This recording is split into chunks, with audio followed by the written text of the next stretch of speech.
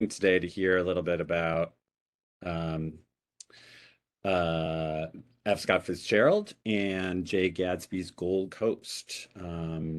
We'll be talking today about the Long Island mansions of the Gold Coast that inspired the setting for America's great novel. And here's just a little bit of the introduction to the novel um, that is told rather from the point of view of Nick Carraway. He's our narrator, and he's speaking here. And he says, "When I came back from the East last autumn, I felt that I wanted the world to be in uniform and at a sort of moral attention forever. I wanted no more riotous excursions with privileged glimpses into the human heart. Only Gatsby, the man who gives his name to this book, was exempt from my reaction. Gatsby, who represented everything for which I have an unaffected scorn. If personality is an unbroken series of successful gestures, then there was something gorgeous about him, some heightened sensitivity to the promises of life, as if he were related to one of those intricate machines that register earthquakes 10,000 miles away. This responsiveness had nothing to do with that flabby impressionability which is dignified under the name of the creative temperament. It was an extraordinary gift for hope, a romantic readiness such as I have never found in any other person, and which it is not likely that I shall ever find again." So this is how Nick opens the book, talking about Gatsby and talking about his experiences with Gatsby. Um, and it's this, in our view, unusual sort of book that describes an essential American quality, the dual desires for reinvention and the desire for ever more and more. Along the way, it tackles the issues of social class, putting the wealthy and those who desire to be so both on a pedestal and also under a critical microscope. One of Gadsby's lines towards the middle of the book is, "Can't repeat the past. Why, of course you can." And so this idea of wanting to make up for the past and go back into the past and replay it is an idea that shows up in this book and is also another, we think, important American uh, sort of value.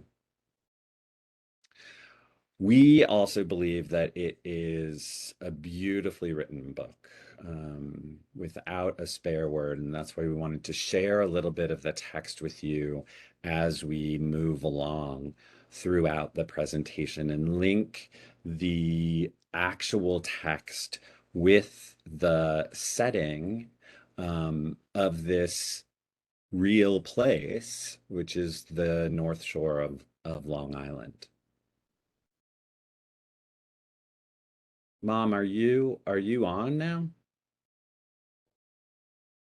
We're almost getting her there. Ah, got it. Okay, great. I'll let you know. Perfect. So a little bit more about the author. F. Scott Fitzgerald uh, is pictured here in the upper right-hand corner, and then there's some photos with his beloved wife Zelda and their daughter there in the middle. Um, and F. Scott Fitzgerald, born in 1896, died in 1940. He was born in St. Paul, Minnesota, and lived in Buffalo from birth until about 1908. He went to Narden Academy. Um, uh, Wrote, of course, several novels, many short stories. Um, he fell in love with a woman, a Chicago socialite, but her father wouldn't allow her to marry F. Scott Fitzgerald because he was not of the appropriate class. Um, so that's an interesting sort of link to what he writes about in The Great Gatsby. He joined the army and was stationed in Montgomery, Alabama, where he met Zelda Sayre. Um, she refused to marry him until he made some money. And they did eventually marry, and are sort of famous for their wild lifestyle in the 1920s, and came to typify the excess and the wildness of that era. Um, we could really go on and on all day about the novel, and we maybe if we wanted to, we could do a class on just the novel, but that's not why we're here today. We're here about the mansions of the Gold Coast. So here's some photographs of a few of these mansions. We have on the left-hand side the William Kissam Vanderbilt house called Eagle's Nest. In the upper right-hand corner, we have the Guggenheim estate, the Hempstead House. And then down below that, we have Woolworth Mansion called Winfeld Hall. These mansions on the Gold Coast were on the North Shore of the Gold Coast were the I just want to interrupt for a second, yeah. Christopher. We do have your mom on. Yay. Hi, Mom.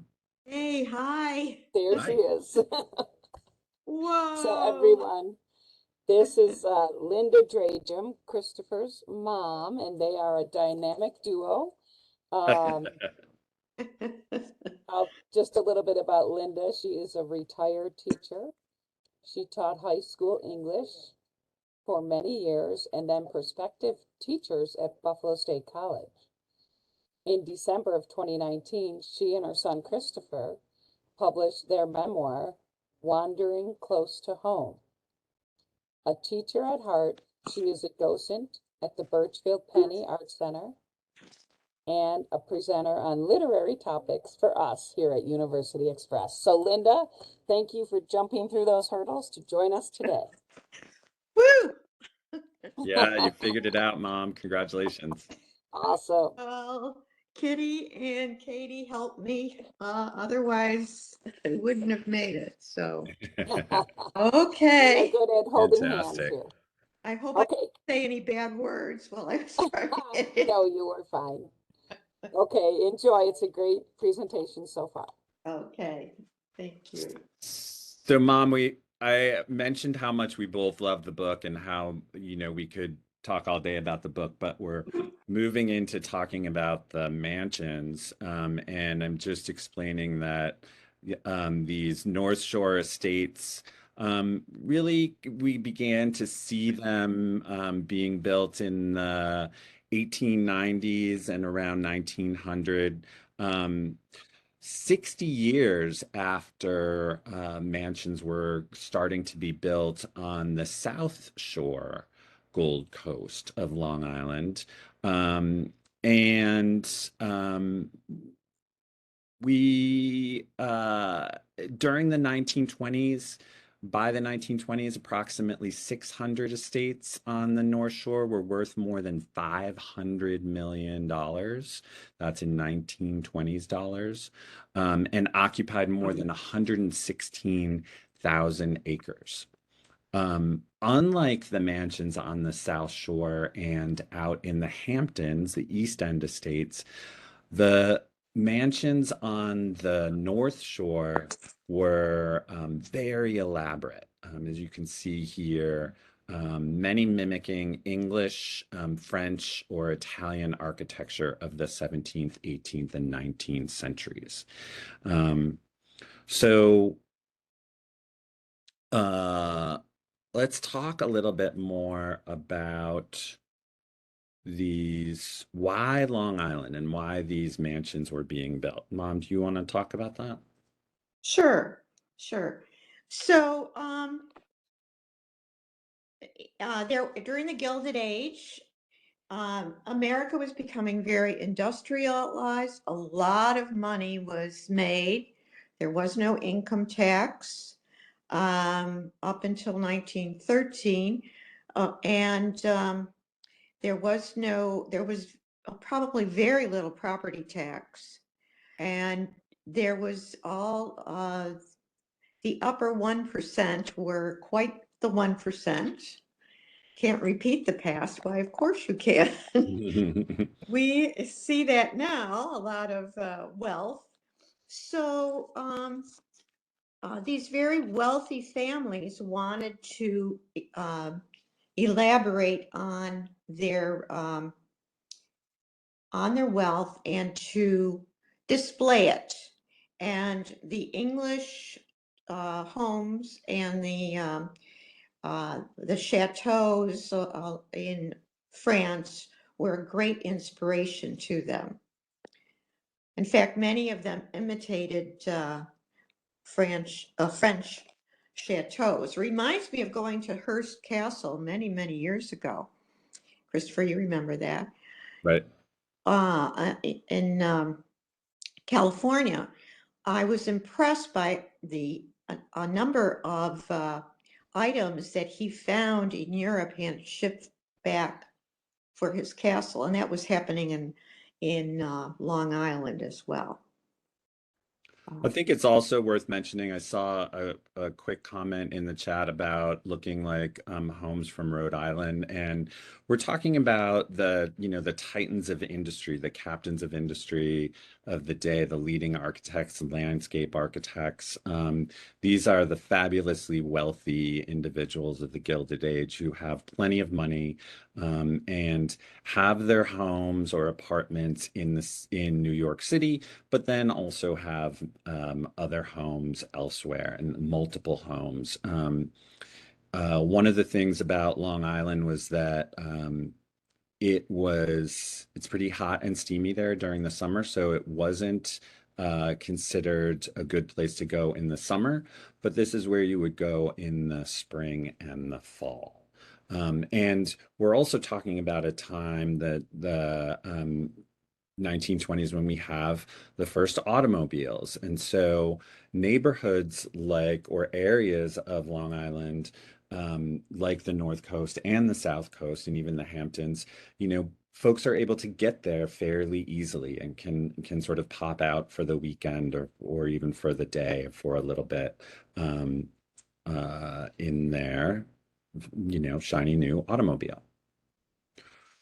Here's something that Nick says, again, our narrator. Why Long Island? So why is Nick on Long Island in the novel? Here's what he says. He's a bond trader. He works on Wall Street. He is not a captain of industry. He's not fabulously wealthy. He's okay. He's making it live, but he doesn't have tons of money. And he says the practical thing was to find rooms in the city. But it was a warm season, and I had just left a country of wide lawns and friendly trees. So when a young man at the office suggested that we take a house together in a commuting town, it sounded like a great idea.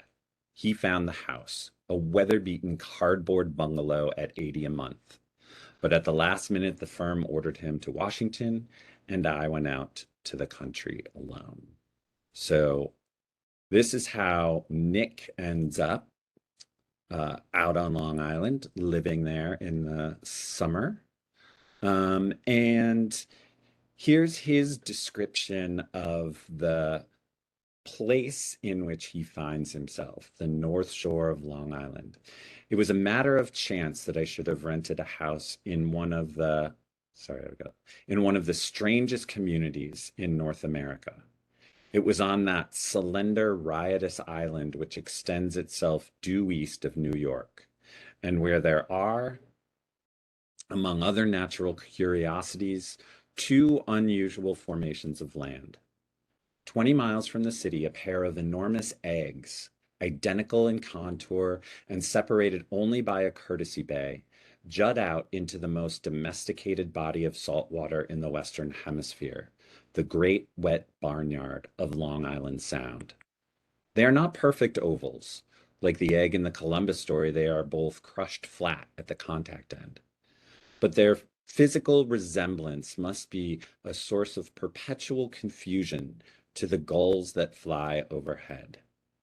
To the wingless, a more arresting phenomenon is their dissimilarity in every particular except shape and size. So he's getting ready to tell us, after his physical description of what the geography looks like, he's going to tell us here about how these two eggs are different from one another. But before we get to that, let's just have a look and see.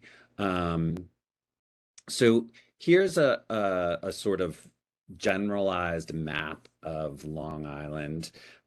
We've got, of course, Manhattan, the Bronx, Brooklyn, Queens, and Staten Island, the 5 boroughs that make up the city. And then immediately east of Queens, we have Nassau County, and then east of there, Suffolk County. Suffolk County takes up most of Long Island and stretches all the way out into the Atlantic. And if we are looking for those eggs, there they are. So pretty close to Queens, pretty close to the city. And this is the geographical location that we're talking about when we talk about the North Shore. So let's zoom in a tiny little bit and take a look. Here's a modern map of this area, zooming in a little bit. Great Neck, Kings Point, this area here would be what we'll find out is described as West Egg. And Port Washington, Sands Point is out here, Manhasset, that's all East Egg. So here's what Nick has to say about West Egg. I lived at West Egg, the less fashionable of the two, though this is a most superficial tag to express the bizarre and not a little sinister contrast between them. My house was at the very tip of the egg, only 50 yards from the Sound, and squeezed between 2 huge places that rented for 12 or 15,000 a season. The one on my right was a colossal affair by any standard. It was a factual imitation of some Hotel de Ville in Normandy, with a tower on one side, spanking new under a thin beard of raw ivy, and a marble swimming pool, and more than 40 acres of lawn and garden. It was Gatsby's mansion. So this is the description of where Nick lives, right next door to Gatsby on West Egg. And we'll move over to East Egg and hear his description of that place. Across the Courtesy Bay, the white palaces of fashionable East Egg glittered along the water. And the history of the summer really begins on the evening I drove over there to have dinner with the Tom Buchanans. Daisy was my second cousin once removed, and I'd known Tom in college. All right, so Mom, you want to talk about this? Sure.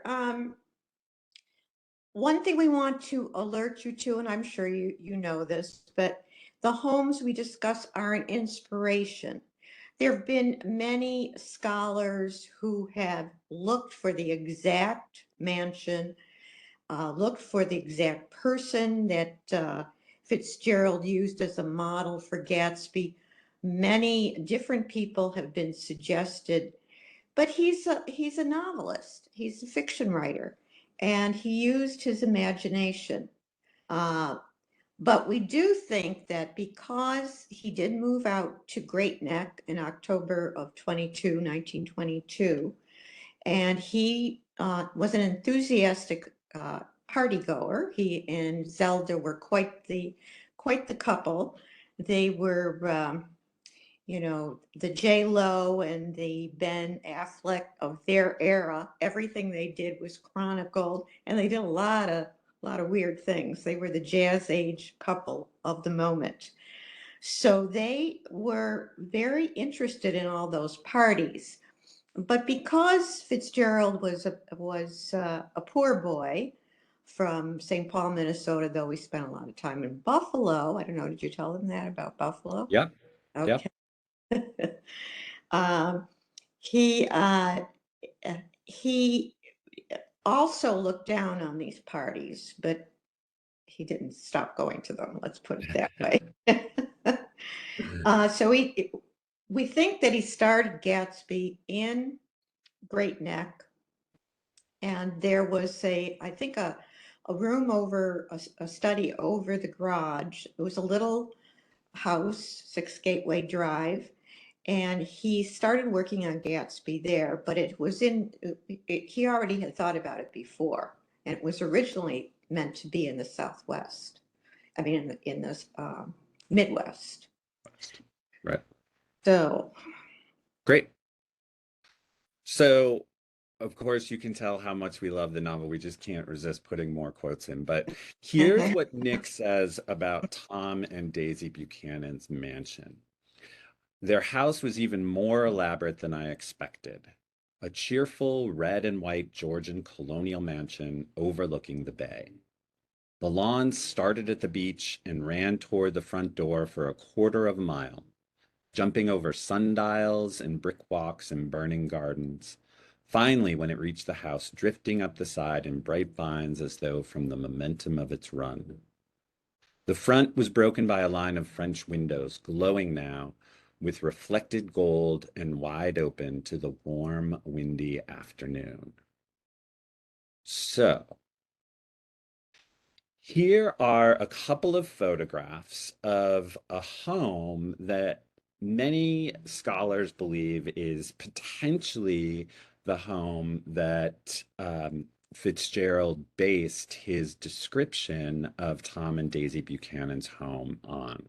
It's called Land's End, and it stood right on the tip of Sands Point. So what would be in Fitzgerald's description, East Egg. And let's see, it was a 20,000 square foot mansion designed by Stanford White and built in 1902. Of course, you can see it's right on the waterfront. It had 25 rooms, including 10 and a half baths, as well as 10 fireplaces, a pool house, a pool, a guest cottage, and a tennis court. It was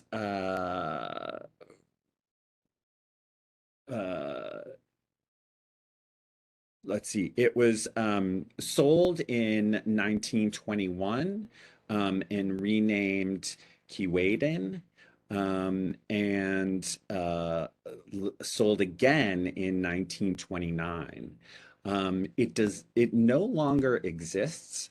Like many of the homes, and we'll talk about this a little bit later on, they were, of course, very difficult to maintain. The cost of upkeep was could be prohibitive for many families. And so, like many other of these homes that were built during this time, they were eventually sold off. The huge mansions destroyed, and the property subdivided and smaller homes built on the land. And that's what happened with this particular property.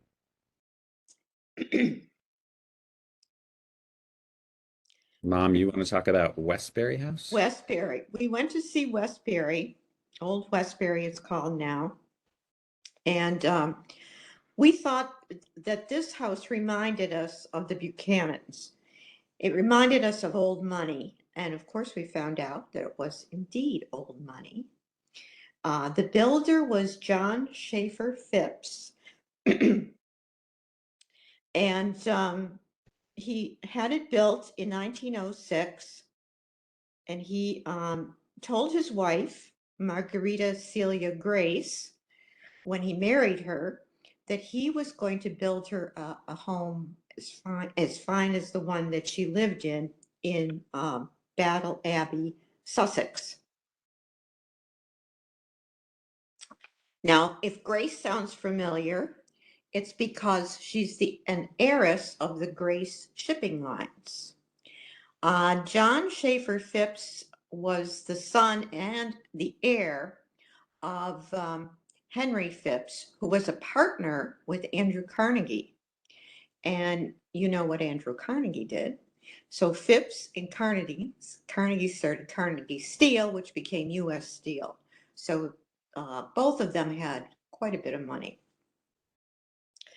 The house was quite elaborate. You want to show that? Yeah. And it reminded us, because Nick says it was a cheerful brick Georgian style home. So that kind of reminded us of this, although it isn't right on the water. It's in Westbury. But look at these ceilings. It was very, very elaborate, and they've maintained it all. The family, once the last family member died, they donated it to the state, to a private foundation, which is now maintaining it. And there's the ballroom with the wine-colored rug that was mentioned in Gatsby and in the book. This is Margarita's boudoir, and it's quite lovely. And here's her bath with her throne chair there, the water closet, WC. And this particularly, when Christopher and I walked in this room, we thought of the meeting when Nick comes and we could see Daisy and Jordan on these sofas and the wind whipping curtains. Do you want to read that passage? Sure. We walked through a high hallway into a bright rosy colored space, fragilely bound into the house by French windows at either end. The windows were ajar and gleaming white against the fresh grass outside that seemed to grow a little way into the house. So these windows are obviously not French windows or French doorways, but they are really incredible that in between each column that you see is a window, and they can be lowered into the basement underneath this room so that this room can become a completely open air space, of course, weather permitting. But we did imagine Daisy and Jordan sitting on these huge, enormous sofas, which you can't necessarily tell by these photographs, but they're very much oversized, and they were custom built for this room to fit proportionally with the grand nature of the room. Also in the description, and this ceiling was in an adjoining study, so it's not in this room, but Nick says that a breeze blew through the room, blew curtains in at one end and out the other like pale flags, twisting them up toward the frosted wedding cake of the ceiling, and then rippled over the wine-colored rug, making a shadow on it as wind does on the sea. And when we looked up in this room and saw this ceiling, it just struck us as this wedding cake of the ceiling in this particular home. He also continues with a description. We talked for a few minutes on the sunny porch. I've got a nice place here, Tom said, his eyes flashing about restlessly. Turning me around by one arm, he moved a broad, flat hand along the front vista, including in its sweep a sunken Italian garden, a half acre of deep, pungent roses, and a snub-nosed motorboat that bumped the tide offshore. So his mom mentioned uh, the Phippses were old money, just like Tom and Daisy would have been. They lived in East Egg, which was the old money, more established wealth area in the novel. And there wasn't such a distinction in the Gold Coast per se, in the areas that were there actually, or are there actually, but this home certainly was built by individuals who come from money and had money.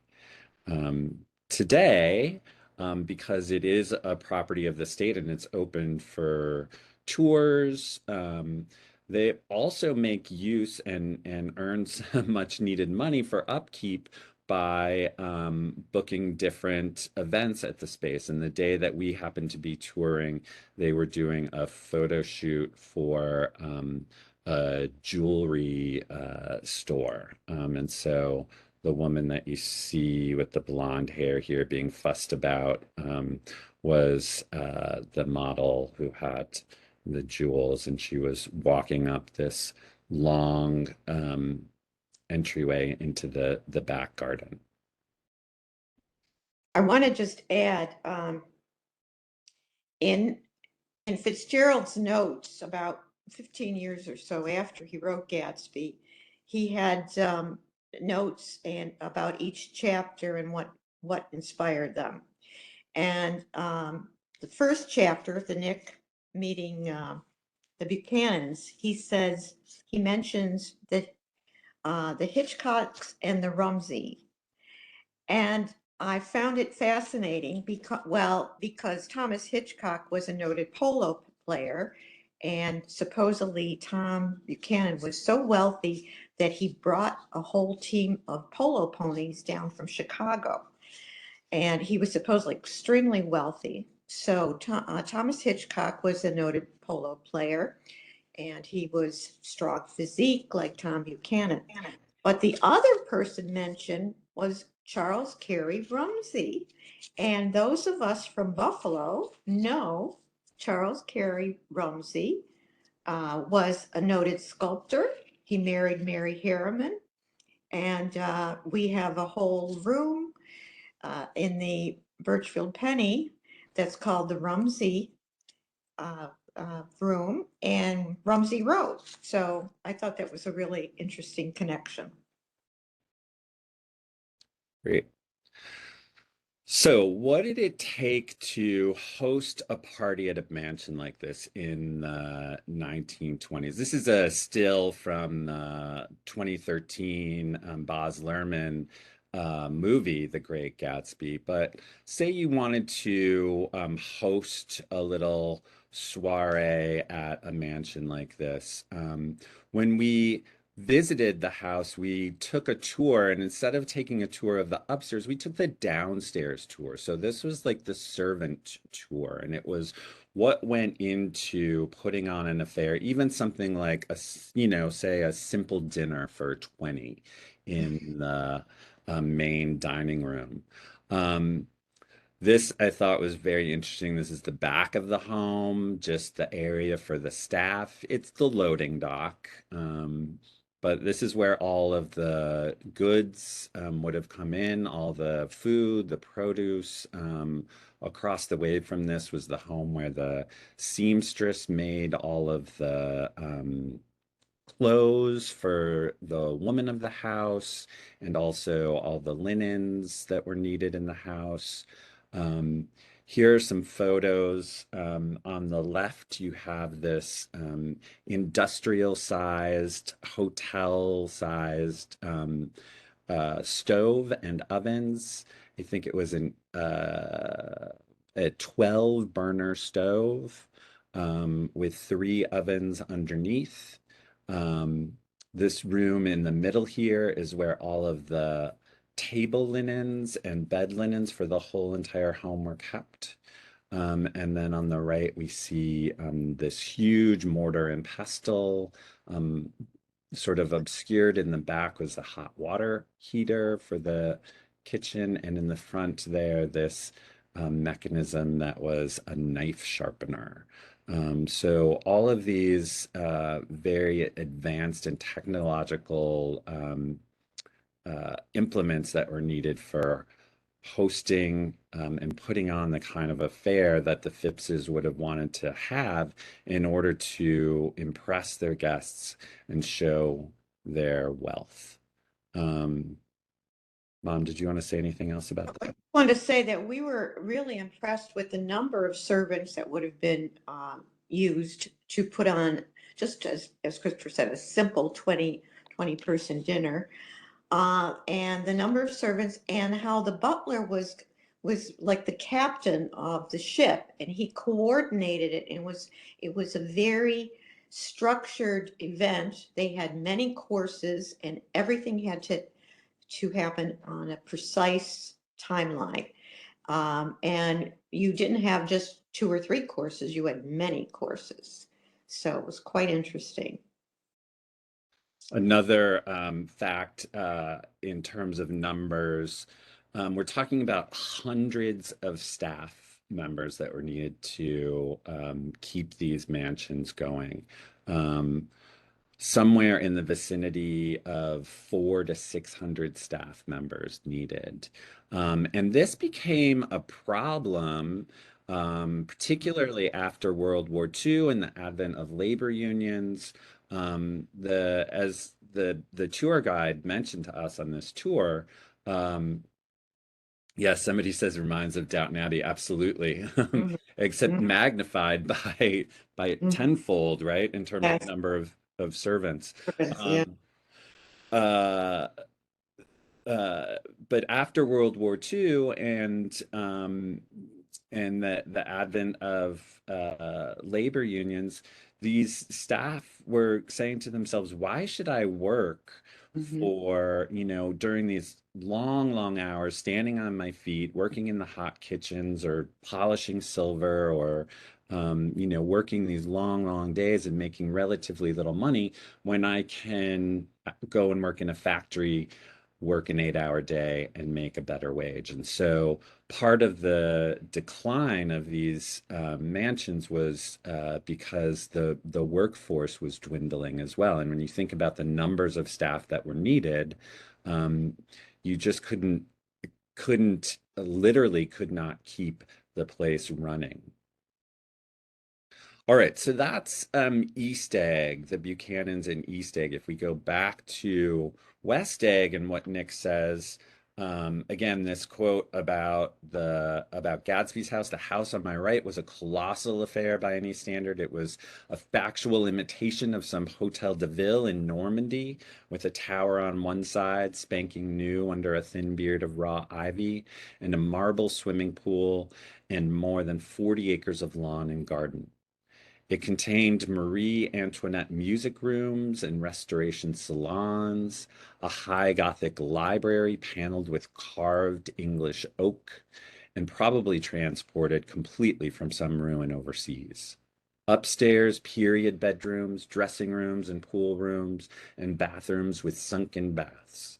Gatsby's own apartment, a bedroom and a bath, and an Adams study. Mom, did you want to talk Oh, about yeah. the Looked up the Adams study because I didn't know what that was all about. Apparently, there was 18th century architects, Adam, and he and his sons were well known for a more promoting a more classical style. But the Adams study, still weren't sure what that meant, but it seems to be a study where you could drink that had a wet bar in it. So I don't know how much studying you were doing there. appropriate for Gatsby, though? Appropriate for Gatsby. Mhm.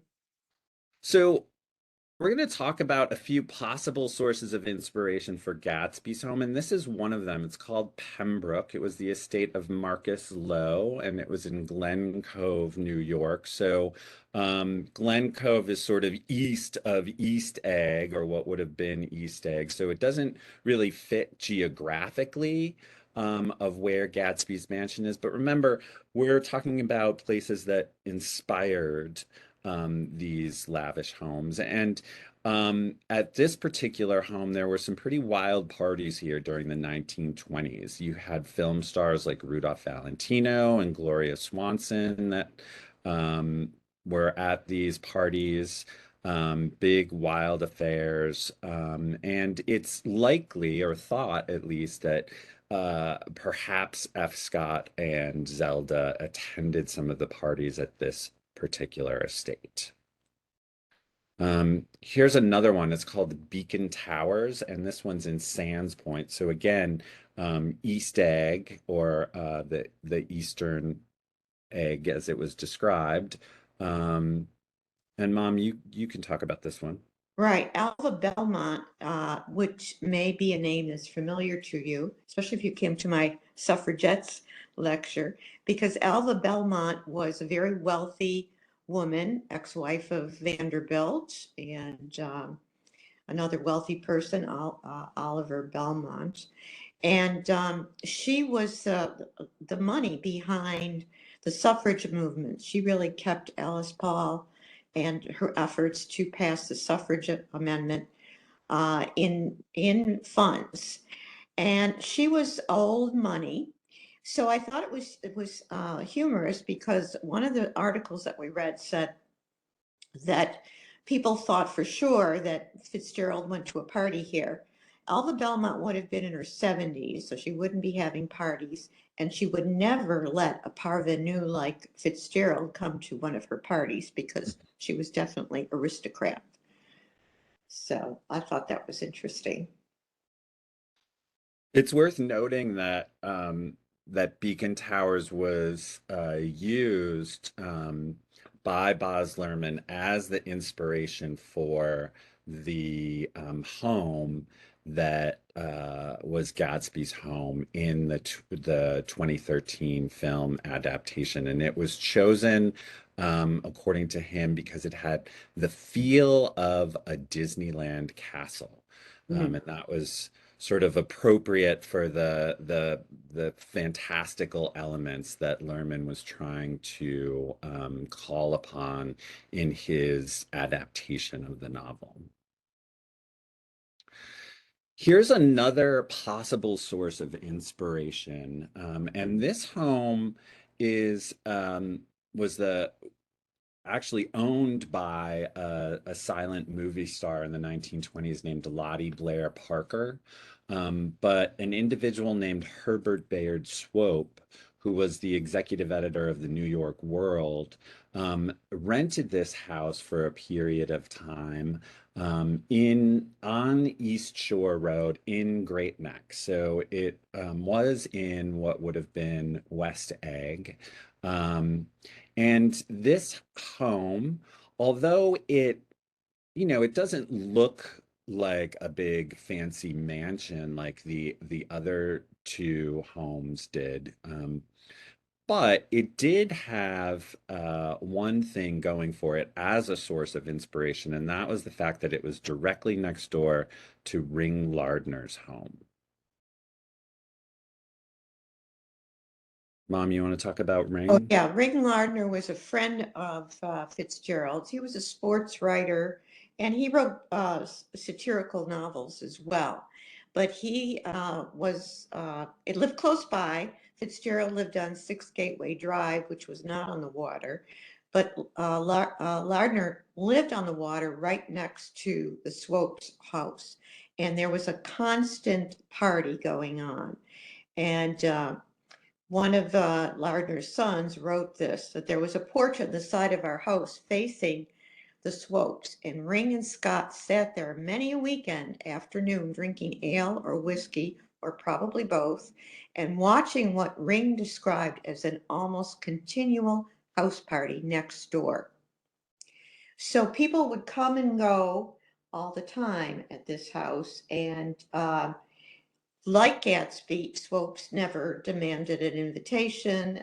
And so many people were entertained, like the Duke and Duchess of Windsor, Vivian Leigh, Laurence Olivier, and many other well-known people.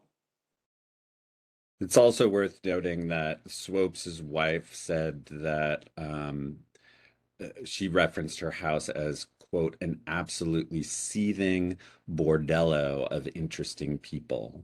And there are several people who have written about the fact that the Swopes' parties they believed were the inspiration for Gatsby's parties in the novel.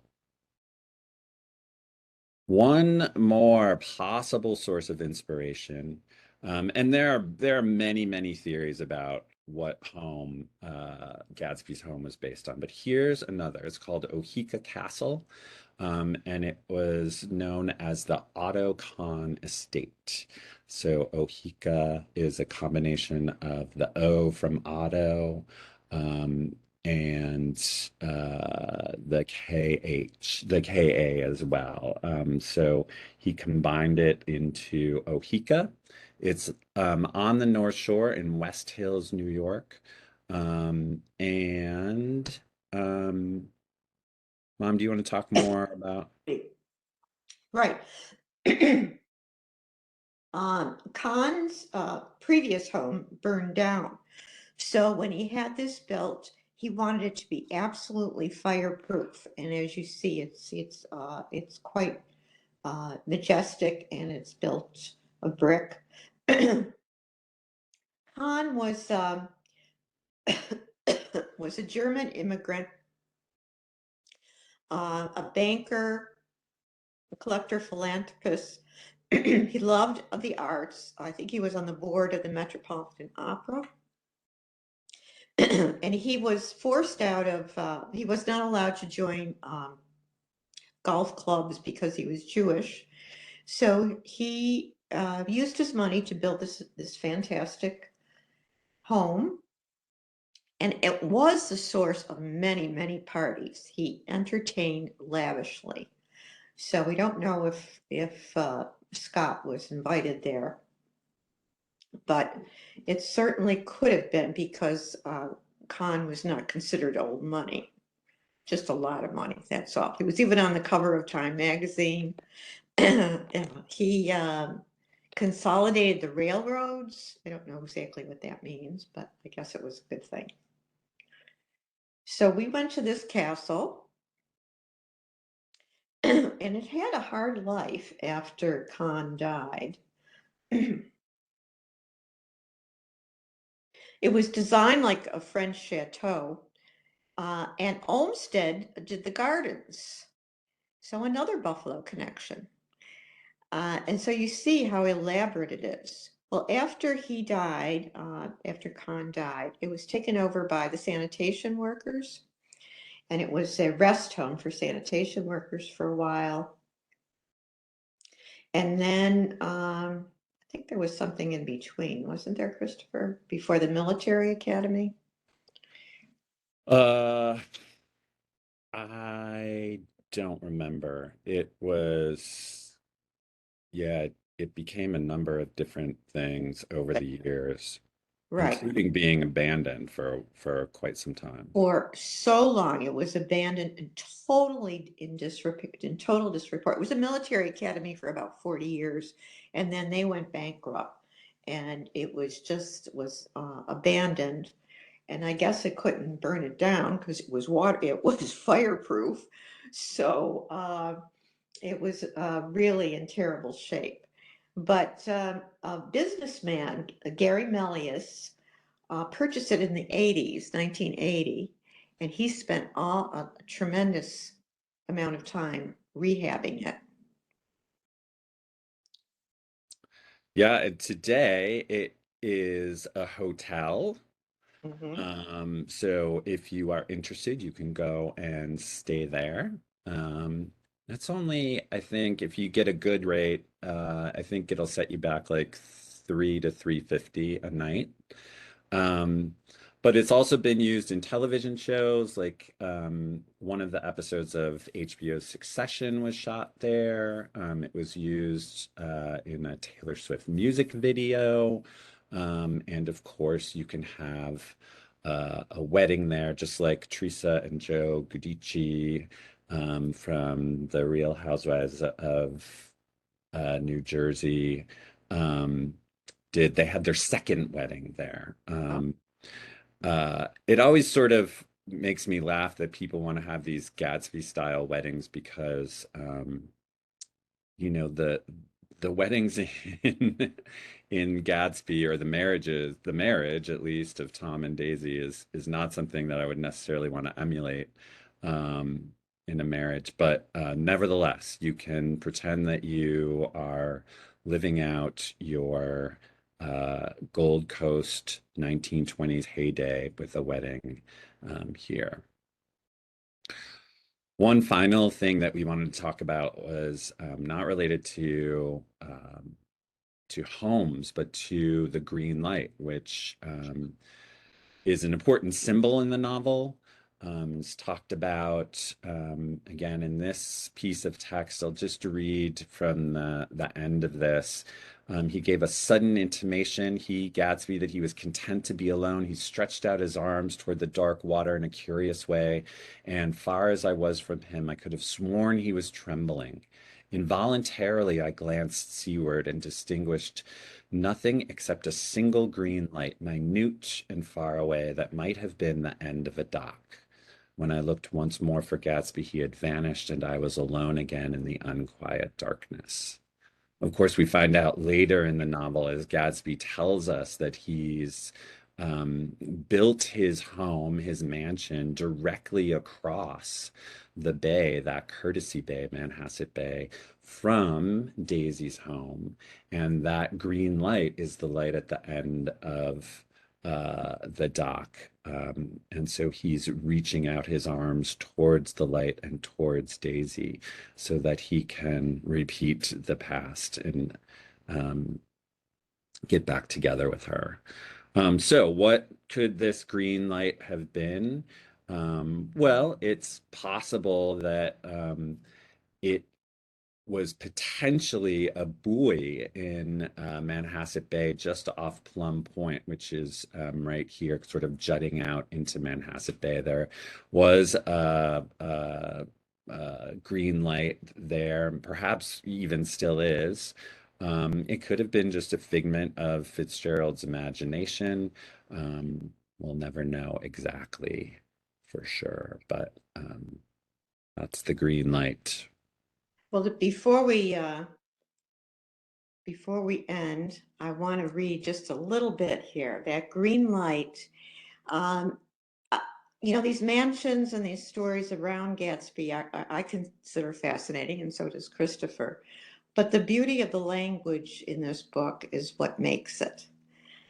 Even a movie can't do justice, I don't think.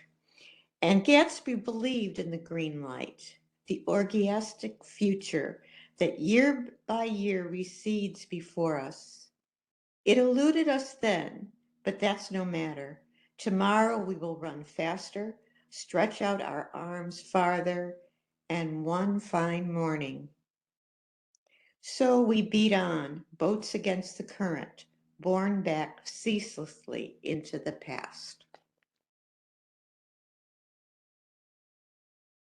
Love it. Gives me tingles on my spine just hearing it again. Every time. Okay, any questions? Comments?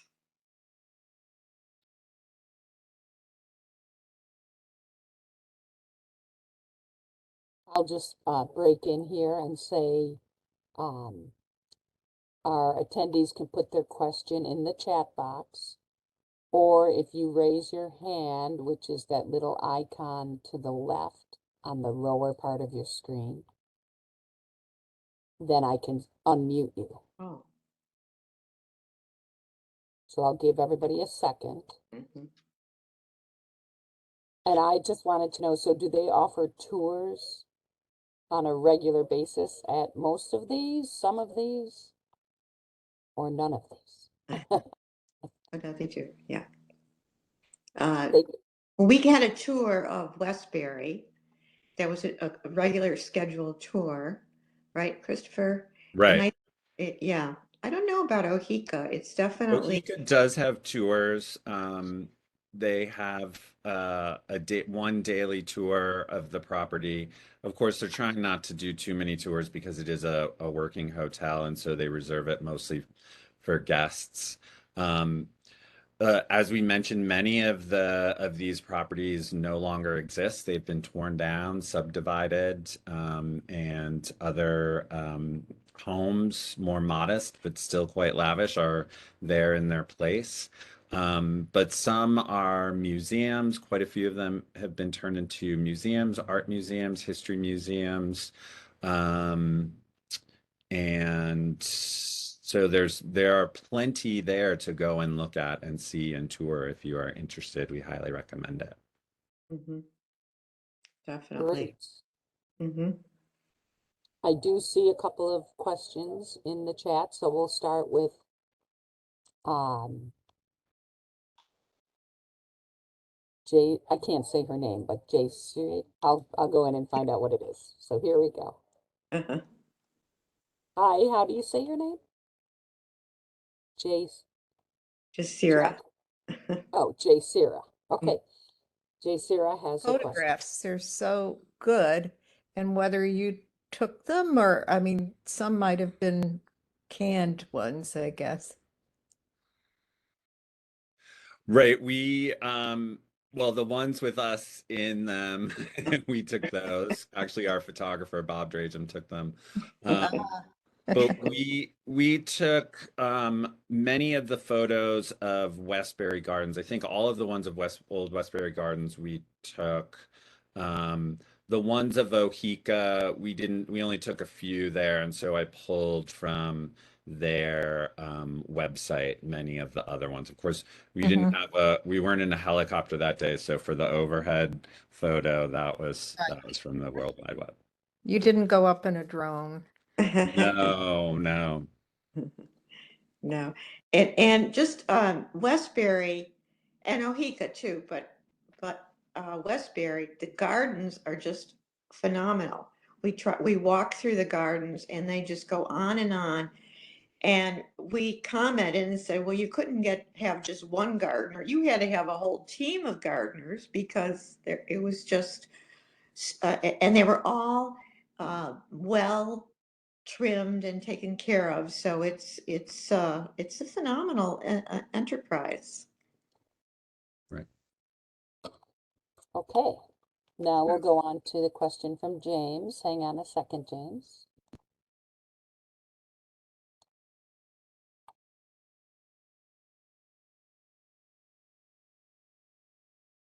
Oh.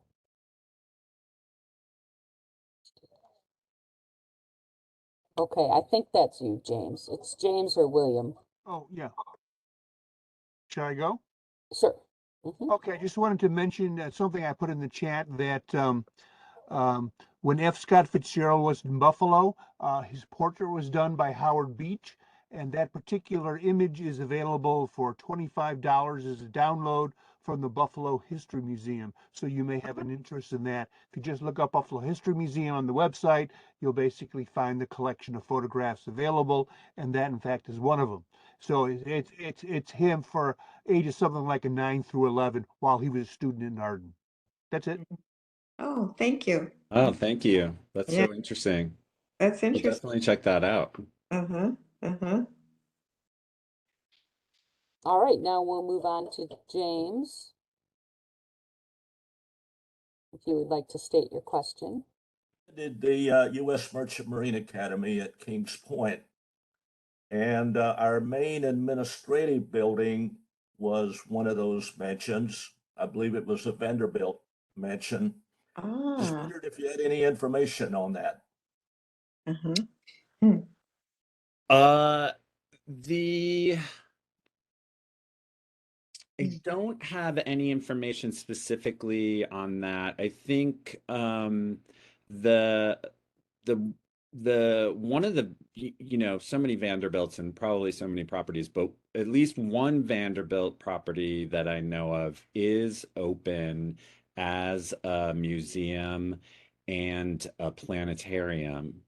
We didn't make it to that one during our tour, but hopefully we'll go back and see that and learn more about that one.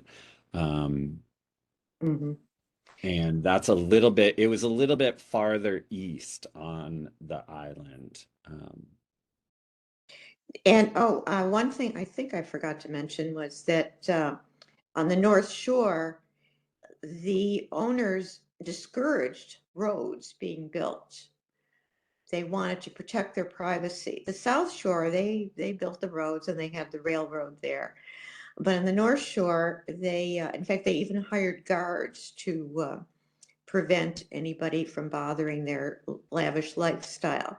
And I thought this was interesting because we all know what Moses did to our city. Well, apparently, one of the things he did to Long Island was to build the parkway, the Long Island Parkway. Is that the name of The it? Northern State Parkway. Yeah. The State Parkway, which goes right close to the South Shore.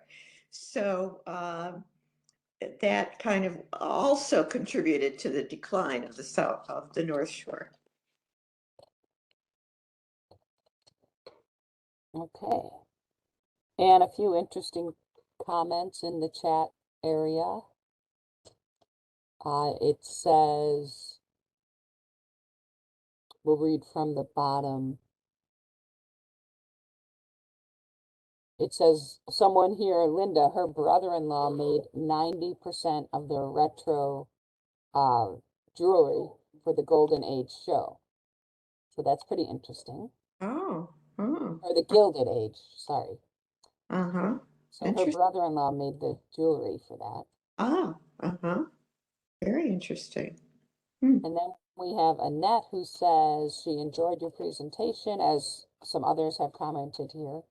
It's inspired her to read the novel, which she did not do in high school. She learned that F. Scott Fitzgerald did not gain recognition until the 1960s. Interesting that Vanderbilt's sister-in-laws competed to outdo each other with cottage construction. Breakers in Rhode Island and Biltmore in Asheville, North Carolina. Later landscaped by Olmsted. Very, So, yeah, very true.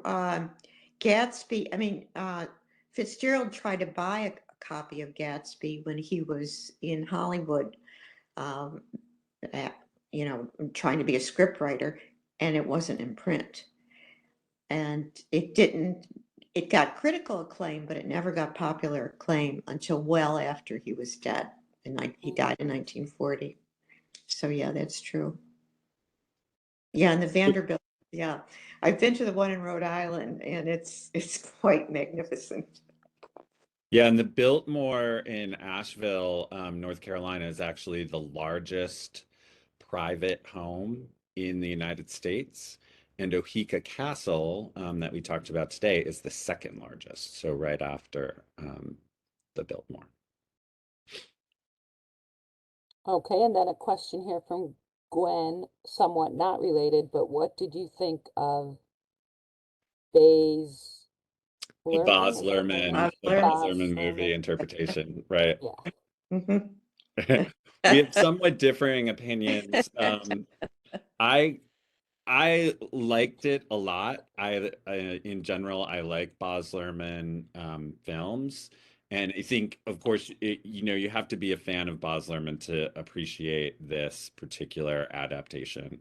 It is one adaptation. It's certainly a completely different thing than the novel. So it doesn't hold a candle to the language of the novel, although there are some really wonderful opportunities that he takes with incorporating the text throughout the movie. And for my taste, I felt like his sort of over the top style really fit the spirit of the age quite well. Nice. Yes, well, the first time I saw it, I thought it was too over the top.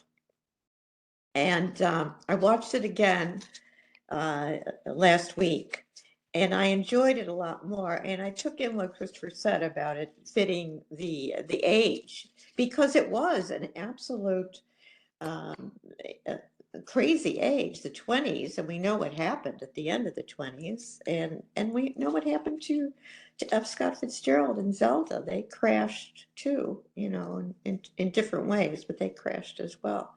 So I took that in, and I appreciated it a lot more, and I really thought the acting was wonderful. And I thought it is a different thing. It's a different cultural object, so you have to come to it that way. I'm prejudiced in favor of text, in favor of books. So, but I said it's beautiful. I like it, but it doesn't. It's not the book. Great. All right, I think that just about wraps it up then. Thank you so much for joining us, Linda. I'm glad you got on with us today. Phew. And yeah, yes, I know it can be stressful when I'm here.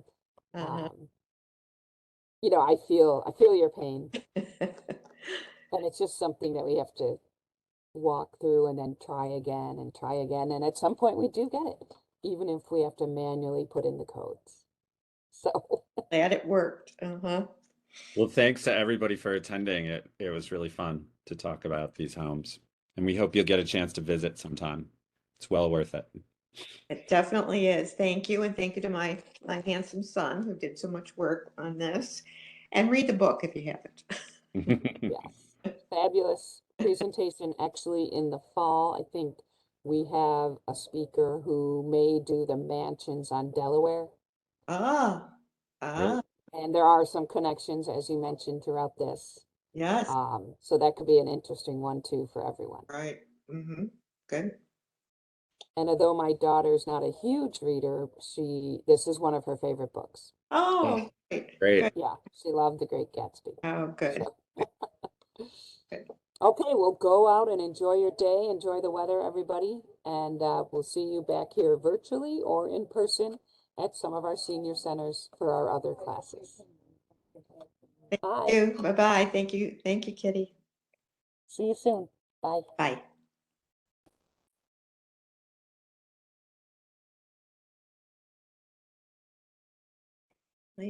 Leave.